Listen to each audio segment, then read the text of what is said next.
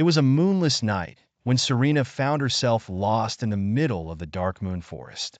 The air was thick with fog, and the scent of damp earth filled her nostrils. She had followed a winding trail, trying to make her way back to the campsite, but now she was hopelessly disoriented. The trees loomed over her like towering shadowy figures with branches that twisted like gnarled fingers. Serena's heart pounded in her chest as she tried to calm herself. She couldn't help but feel as if eyes were watching her every move. Suddenly, she heard a twig snap behind her. Spinning around, she saw nothing but the eerie mist. Her breath hitched as a low growl echoed through the woods. Panic began to creep into her mind, making her thoughts race. She picked up her pace, hoping to find her way out quickly. What Serena didn't know was that she had wandered into the territory of the forest's dreadful inhabitants. The first creature, Slathgar, emerged from the shadows. It was a monstrous being with translucent skin that revealed sinewy muscles and pulsating veins. Its eyes were dark, hollow pits that seemed to absorb all light around them. Serena gasped and stumbled backward, her screams caught in her throat. Slathgar let out an unearthly howl, summoning more creatures from the depths of the forest.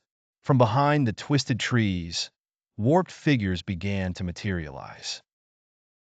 There was Gloomshriek, an orb-like apparition woven from shadows and smoke, floating eerily close to the ground.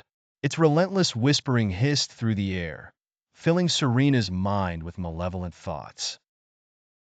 There was also Grindleclaw, a nightmarish creature with elongated limbs and razor-sharp claws that scratched across the bark, creating a spine-chilling screech.